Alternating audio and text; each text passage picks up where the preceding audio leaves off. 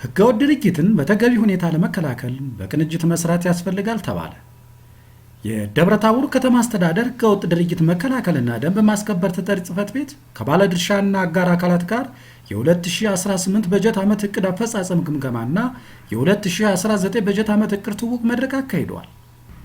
የደብረታቦር ከተማ አስተዳደር ህገወጥ ድርጊት መከላከልና ደንብ ማስከበር ተጠሪ ጽሕፈት ቤት ኃላፊ አቶ ክብረት ተስፋዬ የ2018 በጀት ዓመት እቅድ አፈጻጸም ሪፖርትና የ2019 በጀት ዓመት እቅድ አቅርበዋል። በ2018 በጀት ዓመት የተሰሩትን የቁልፍ እና የአበይት ተግባራት አፈጻጸም ያቀረቡ ሲሆን ቁልፍ ተግባራትን በጥሩ መንገድ ለመፈጸም ጥረት መደረጉን አንስተው ውጤታማ ስራዎች መሰራት መቻሉንም ገልጸዋል። በአበይት ተግባራት ደግሞ ለተለያዩ የህብረተሰብ ክፍሎች ግንዛቤ መፈጠሩን፣ ህገወጥ ግንባታን የመከላከል፣ ህገወጥ ንግድን የመከላከል፣ ተረፈ ምርትን የማስነሳት፣ ህገወጥ የእንስሳት እርድን የመከላከል፣ ህገወጥ መሬት ወረራን የመከላከል እና ሌሎችም ስራዎች መሰራታቸውን ጠቅሰው በቀጣይም ተግባራትን በተሻለ ሁኔታ ለመፈጸም ተቀናጅተንና ተጋግዘን መስራት አለብን ብለዋል። ኃላፊው በ2019 በጀት ዓመት የሚከናወኑትን ተግባራት አስመልክተው እቅድ ያቀረቡ ሲሆን በተለያየ አግባብ ለማህበረሰቡ ግንዛቤ መፍጠር፣ ከተማዋን ከህገወጥ ድርጊት በመከላከል ለኑሮ ምቹ ማድረግ፣ ህግ ተላልፈው ከሚሰሩ አካላት ላይ ገቢ መሰብሰብና ሌሎችንም ስራዎች እንደሚሰሩ አመላክተው ህገወጥ ድርጊትን ቀድሞ ለመከላከል በትኩረት ይዞ መስራት እንደሚያስፈልግ አስገንዝበው ተግባራትን በሚፈለገው መንገድ ለመፈጸም በጋራ መስራት አለብን ብለዋል። ስሜ ክብረት ተስፋዬ ይባላል። የደብረታቦር ከተማ አስተዳደር ደንብ ማስከበር ጽሕፈት ቤት ኃላፊ ነኝ። እንግዲህ በ2018 በጀት ዓመት የህገወጥ ድርጊት ደንብ ማስከበር ጽሕፈት ቤቱ ያመላከታቸው የመጀመሪያው ቁልፍ ጉዳዮችን ነው። የመልካም አስተዳደር ችግሮችን ነው፣ ብልሹ አሰራሮችን ነው ቅድመ መከላከልና አድርጎ መሰረት አድርጎ ስንፈጽምበት የከረምና ዓመት ነው። ይህም በተሻለ ከተጠያቂነት ጭምር ተከሶ ከማሸነፍ ጭምር በጣም ወረራ የነበረበትን ለማስቀረት ጥረት የተደረገበት ዘመን ነው። ይህ ደግሞ የመጣው ደግሞ እንዲህ ወረራው የሰፋበት ህገወጡ የሰፋበት ከክልላችን ከገጠመን ችግር አንጻር መሰረት አድርጎ ለማድረግ ጥረት ሲደረግበት የከረመ ጉዳይ ነው። ግን ህገወጥ ያልሰፋበት ችግሮች ተለይተው በየጊዜው እየተገመገሙ ውጤት የተገኘበትና ለቀጣይ ዝግጅት ደግሞ የምናደርግበትን ዓመት ስለሆነ በጣም የተሻለ ነው። ለዚህም የእውቅና ፕሮግራም የሰራተኞችን የተለዩ ሰራተኞችን የተቋማትን የአጋር አካላትን ሚና ሊጫወት የሚችል እውቅና ጭምር በመስጠት ዓመቱን በችግር ውስጥም ሆነን ቢሆን የተሻለ አፈጻጸም የፈጸምንበት ነውና ከዚህ ዓመት ያደሩ ስራዎች ደግሞ እንዳሉን ታሳቢ አድርገን የእቅድ አካል አድርገን ዛሬ የገመገምንበት ሁኔታ ስላለ እኛም በእቅዳችን ላይ ያመላክተናል። ቀሪ ስራዎችን ደግሞ ከዚህ በላይ ህገወጥን ማጥፋት ባይቻል መቀነስና ግን ለከተማ ምቹ ማድረግ ግን ግዴታ ነው። ህግ ሳይከበር የትኛውም ስራ ሊሰራ አይችልም። በነገራችን ላይ ተቋሙ ለየትኞቹም ተቋማት በከተማ አስተዳደሩ 26 ካሉ ተቋማት አብሮ በአጋርነት የሚሰራ ተቋም ነው። በሰፊው የወንጀለኞችን የመያዝ ህዝቡ አንድ ግንባታን ብቻ የሚጠይቅ አይደለም።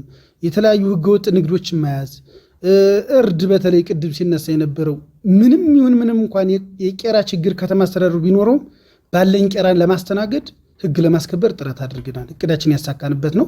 ይህን ቀጣይ ግን ቄራው እንዴት ይሁን የሚለውን ከተማ አስተዳደሩ እንዲፈታ አጋር አካላት ውይይት ያደረግነ ስለሆነ የእቅዳችን አካል ቀጣይ አድርጎ ከተማ አስተዳደሩ ችግሩን ይፈታል ብዬ አስባለሁ። ከቄራው በኩል ያው ቄራው እንደሚታወቀው ከተማ አስተዳደሩ በፊት ወረዳ ያለ ያዘው ቄራ ነው። ከዛ በኋላ የመታደስ ስራ ከተማ አስተዳደሩ አድርጎለታል በ2018። አሁንም ስታንዳርዱን የጠበቀ ነው ማለት አይቻልም። የሚቀረው አለ። ይህን ቀጣይ ወስደን አጋር አካላት ጋር ክቡር ከንቲባው በደንብ ስለያዙት ቀጣይ የሚፈታ ተግባር ነው። አሁን ማህበረሰቡ የሚያነሳቸው ጥያቄዎች ቄራው አንድ ስለሆነ ርቀትን ያነሳል፣ ስጋ ቤቶች ርቀትን ያነሳሉ። ነገር ግን ይህን ተግዳሮት ሊሸከም የሚችል ደግሞ ያ ቄራ ስለሆነ እስካለን ድረስ ባለን መጠቀም ግዴታ ስለሆነ ማህበረሰቡን ግንዛቤ የሚፈጥር በዛ ልክ ነው ቄራ። ምክንያቱም ሳይመረመር የሚበላ ነገር ተገቢ ስለማይሆን ህዝባችን ችግሩን ለመፍታት በመንግስት በኩል አጋር አካላት ክቡር ከንቲባውም እየለፉ ነው፣ እየታተሩ ነው፣ ችግሩን ለመፍታት እያዩ ነው ከጊዜ ጊዜ። እርግጠኛ ነኝ የቀጣይ ዓመት እቅድ አድርገው ይፈቱታል ብዬ አስባለሁ። ግን እስከዛውም ድረስ ሲሆን ባለን ቄራ ማስተናገድ ግዴታ ነው የሚለውን ሀሳብ ቢያዝልኝ ነው። በመድረኩ ላይ የተሳተፉ አካላትም በሰጡት ሀሳብ በተቋሙና በየደረጃው ባሉ አካላት ስራዎች በተሻለ ሁኔታ እየተሰሩ መሆናቸውን አንስተው በቀጣይ ከእስካሁኑ በበለጠ መንገድ ለመስራት ሁላችንም ትኩረት በመስጠትና በባለቤትነት ይዘን መስራት አለብን ብለዋል። እየተፈጸሙ ያሉትን ህገወጥ ድርጊቶች ለመከላከል የሚመለከታቸው አካላት ተቀናጅተውና ተጋግዘው መስራት እንዳለባቸው ጠቁመው በየክፍለ ከተሞች ቄራ እንዲኖር ለማድረግና ህገወጥ ድርጊትን የሚጠየፍ ማህበረሰብ ለመፍጠር መስራት አለብን ብለዋል። አቤኖ መንገሻ እባላለሁ። የደብረ ታቦር ከተማ የጥየታይቱ ክፍለ ከተማ ደንብ ጽሕፈት ቤት ኃላፊ ነኝ። በደንብ መተላለፍ የሚሰሩ ስራዎች ደንብ መተላለፍ ማለት በራሱ ቃሉ ቀድሞ መከላከል ነው።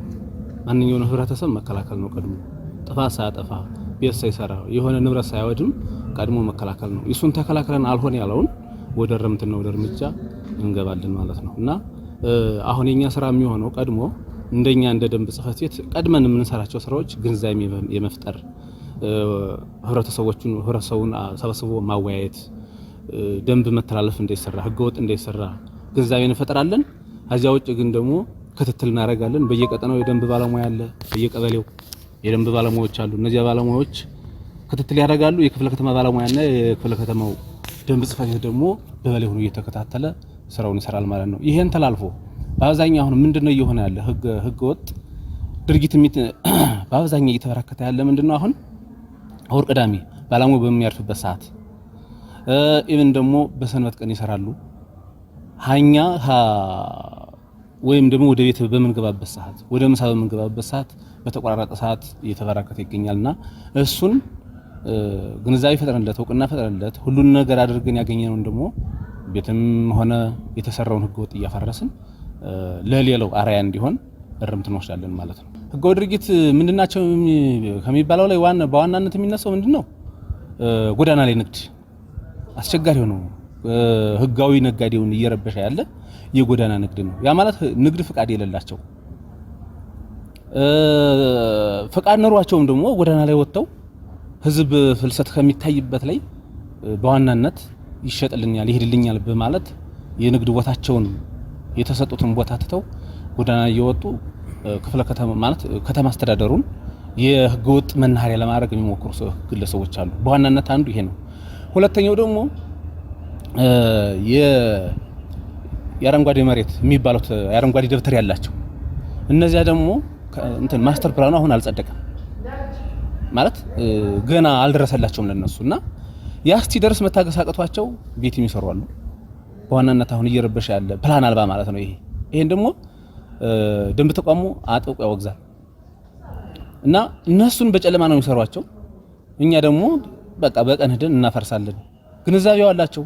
በክቡር ከንቲባውም ሆነ በምክትል ከንቲባው ፓርቲ ኃላፊው አጠቃላይ የከተማ አስተዳደሩ የደብረ ታቦር ከተማ ነዋሪ ህዝብ ህገወጥ ይበራከትበታል በሚባለው አካባቢ ስብሰባ ተጠርቶ ህብረት ሆቴል ላይ በደንብ አድርጎ ግንዛቤ ተሰጥቷል።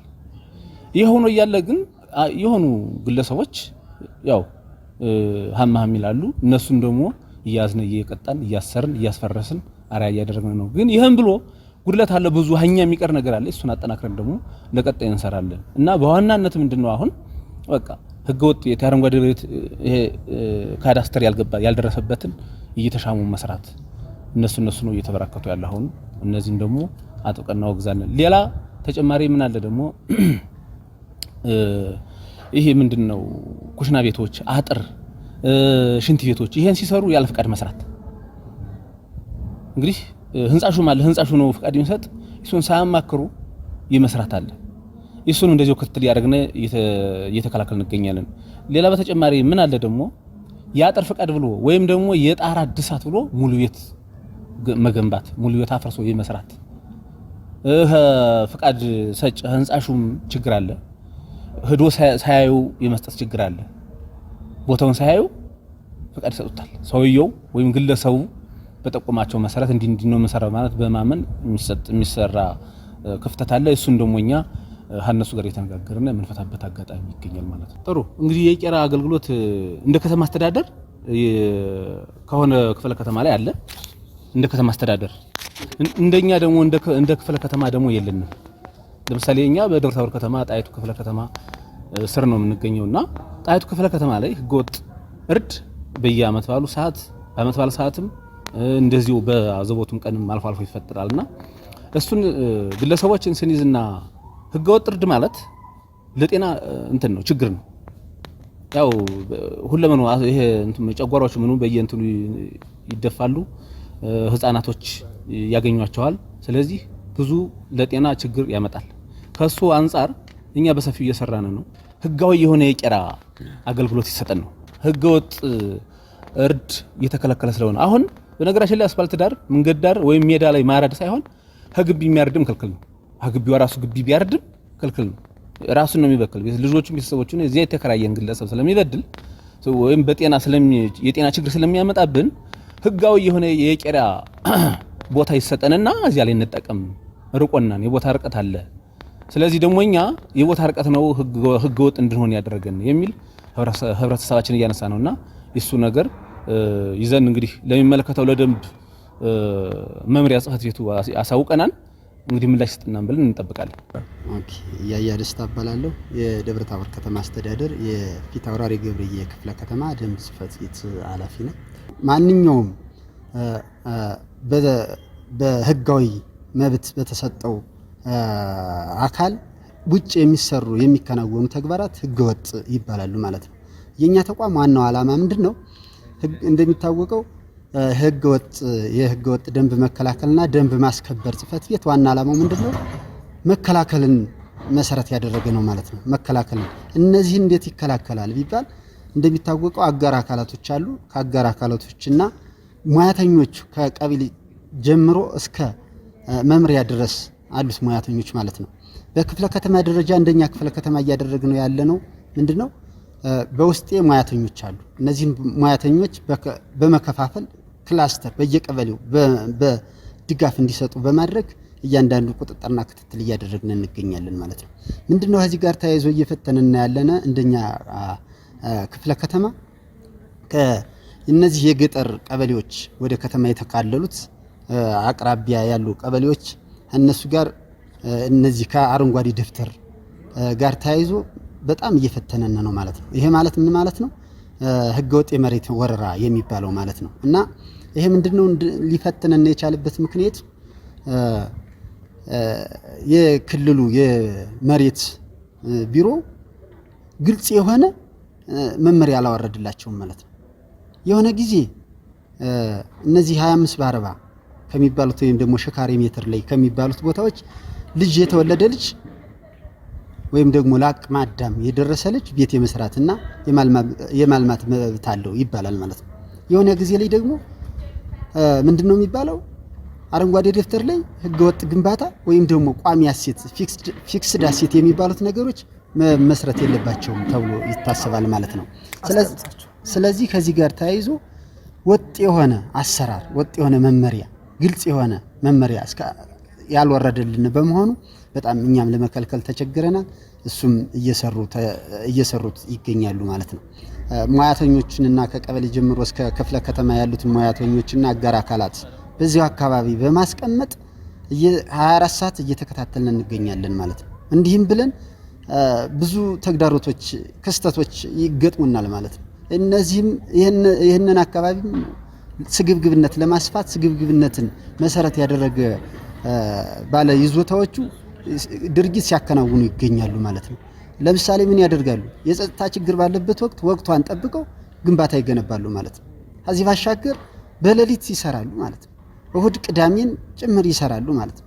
ስለዚህ እንደዚህ እያደረገ ይሄ እንዲሆን ያደረገበት ዋናው ምክንያት ምንድነው? የግልጽ የሆነ አሰራር መመሪያ ባለመውረዱ ነው ማለት ነው። አሁንም መፍትሄ የሚጠይቅና ትኩረት የሚሰጠው ጉዳይ ነው ማለት ነው። ይሄ ጉዳይ ለዚህ አካባቢ ማህበረሰብ ግንዛቤ እንፈጥራለን ማለት ነው። በግንዛቤ ስንፈጥር ምንድነው የምናደርግ? በከተማ አስተዳደር ደረጃ ከሰፊ አዳራሽ ያንን ማህበረሰብ አምጥተን ግንዛቤ እንፈጥራለን። መጀመሪያም ግንዛቤ መፍጠር እና ግንዛቤ ማስጨበጥ ስለሆነ ለማህበረሰቡ ማለት ነው። አዚያ ባሻገር ግንባታው ተገንብቶ ካገኘ ነው እንደሚታወቀው ክስተት ነው። መረጃ ካገኘን ቀድመን እንከላከላለን። ተገንብቶ ካገኘን ደግሞ ግብረ ኃይል አለ። ስታክሆልደር የሚባለው የዚህ ጽህፈት ቤት አጋር አካላትን እንይዝና ሄደን ቀጥተን መመሪያ ያለው ምክር ቤቱ ያጸደቀው መመሪያ አለ። በዚያ መመሪያ መሰረት እርምጃ ወስደን ቀጥተን ህግ እናስከብራለን ማለት ነው። እናፈርሳለንም ጭምር ማለት ነው። ይሄንን ነው የምናደርግ። በዚህ እንከላከል። እንደሚታወቀው ከተማ አስተዳደሩ የሪጂኦፖሊታን ከተማ ከመሆኑ አኳያ ጥራት ያለው የእንስሳት እርድ መፈጸሚያ ወይም ደግሞ ይሄ ቄራ የሚባለው መዘጋጀት እንዳለበት ይረዳኛል። በመሆኑም ግን ካለው እንደ ከተማ አስተዳደሩ ካለው የቄራ እርድ አንድ ብቻ ነው። ይሄም በአሁኑ እየተዘጋጀ ተዘጋጅቷል። አሁን ነው ብዙ በጀት ፈሶበት የተሰራ ማለት ነው። በቂ ባይባልም ይበቃል። በቂ ባይባልም የጊዜው ለችግሩ ማስታገሻ ይሆናል። ስለዚህ ምንድነው የኛ ድክመት ነው የሚሆነው። ይሄ የኛ ድክመት ነው። መቆጣጠር፣ መከታተል፣ እርምጃ የመውሰድ ይሄ የመቆራረጥ ችግር ካልሆነ በስተቀር ሆነ ለመናገር ይሄ ምክንያት ሊሆን እንደማይችል አስባለሁ። ምን ማለት ነው? በተለይ የህገ ወጥ የእንስሳት እርድ ሊከሰት የሚችለው በሁለት መንገድ ነው። አንደኛው ለመንግስት የአገልግሎት ለምን እከፍላለሁ? እንደሚታወቀው ቄራ ካረደ ለመንግስት የአገልግሎት ገቢ ይከፍላል ማለት ነው። ያንን ከዚያ ጋር ስግብግብነት ስላለ ነው ያንን ላለመክፈል ከዚያች ብር ለመጽዳት ለመራቅ የሚደረግ ነውና ይሄ የኛ ክትትልና ቁጥጥር ካለ ይሄ እንደ ምክንያት ሊሆን ስለማይችል በዚህ ልክ ነው የምናደርገው። የመንግስትን የአገልግሎት ግብር ክፍያ ለመቀነስ ሲባል ነው አብዛኛው ህገወጥ የእንስሳት እርድ የሚበዛው ማለት ነው። ስለዚህ ይሄን ከዚህ ጋር ተያይዞ ምንድነው የሚሆነው? እንደሚታወቀው የጤና ጠንቅ ነው። ለማህበረሰቡ አዌርነስ መፍጠር ግዴታ አለብን አንደኛ። ሁለተኛ ደግሞ ተቆራርጠን እርምጃ መውሰድ መቻል አለብን ማለት ይሄ የእንስሳት እርዱ አይደለም ቀርቶ ለከተማ አስተዳደሩ ሌላም እንትን ስለሚሆን ማለት ሰፊ ነው። ብዙ ወጪ አውጥቶበት ነው እንትን ያለው ማለት ነው። እንዲሁም ከጊዜ ጊዜ እየቀነሰ መጥቷል። አሁን ከኛ ቁጥጥርና ክትትል ማነስ ካልሆነ በስተቀር ያ የማስተናገድ እንትን አቅም ያለውና ጥራት ያለው ነው ለማለት እወዳለሁ። አለሚቱ ንጉስ ከቀበሌ 7 ደንብ ባደም ያው ህብረተሰቡን በተለያዩ መድረኮችም በግልም ግንዛቤ እንፈጥራለን። ህብረተሰቡም ከአምና ዘንድሮ የተሻለ ግንዛቤ እያወቀ ህገወጥን እየቀነስን እንገኛለን። በዋናነት የጎዳና ላይ ንግድ እነዚህ በረንዳዎች የከተማውን ውበት የሚያበላሹ ኮንቴነሮች፣ እንስሳት እርዳሉ፣ ተረፈ ምርቶች ያው ግንባታ ሰው ሲገነባ ማስቀመጥ ከሌለው የቦታ ስለሚያስቀምጥ ያው ትንሽ መንገዶች መዘጋጋታሉ። ያው 1/4ኛውን መጠቀም ይችላሉ። ግን ለመንግስት ተገቢውን የአገልግሎት ክፍያ እየከፈሉ እሱን እንዲጠቀሙ እናደርጋለን። ያው ህገወጥ ቤት ግንባታ አለ፣ ህገወጥ አጥር አለ፣ የጎዳና ላይ ንግድ አለ። ያው እንግዲህ ይሄን ለህብረተሰቡ እናስተምራለን፣ ግንዛቤ እንፈጥራለን። በዚህ ልክ አልማርም ያለ ደግሞ በመመሪያውና በደንቡ የተቀመጠ ቅጣት ስላለ ተገቢውን ቅጣት በመውሰድ ህብረተሰቡን እያስተማርን እንገኛለን። ለህብረተሰቡ ማስተላለፍ የምፈልገው ለሁሉም አጋር አካላት ህገወጥ በባለሙያ ብቻ ተሰርቶ የሚከናወን ተግባር አይደለምና ሁሉም የየድርሻ አካላት የየኃላፊነቱን ድርሻ እየወሰደ ከተማችን ውብና ማራኪ የሆነች ከተማ ሆና ማየት እንፈልጋለን እና ለህብረተሰቡ ማስተላለፍ ህጋዊ መሆን በትንሽ ብርም በትንሽ ጊዜም ይሆናል። ግን ህጋዊነትን ሳያረጋግጥ በህገወጥ ሲሰራ ስናገኘው የሚቀጣው ቅጣት ከፍ ያለ ስለሆነ ይሄን እንዳያደርጉ ለህብረተሰቡ ማስተላለፍ ፈልጋለሁ። እንደ ከተማ አስተዳደሩ አንድ የቄራ አገልግሎት መስጫ አለ።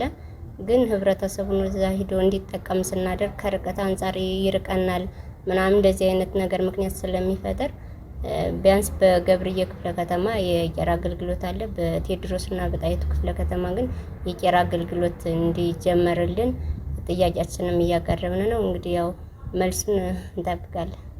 ህብረተሰቡ በዚህ ልክ ያስባል። ግን ደግሞ እኛ ስንይዛቸው ከዛም በላይ ቅጣት ስለሚቀጡ ያን ህጋዊ የሆነ ግብር ከፍለው በቄራ ቢጠቀሙ ተጠቃሚነት ያለው ማለት በቄራ ቄራ ላይ ሂደው ሲጠቀሙ ወይም ሲያርዱ ያን ግብር ላለመክፈል ነው። በጓዳቸው ሆነው ቢያርዱ ሽተው ለጤና ጠንቅ ነው።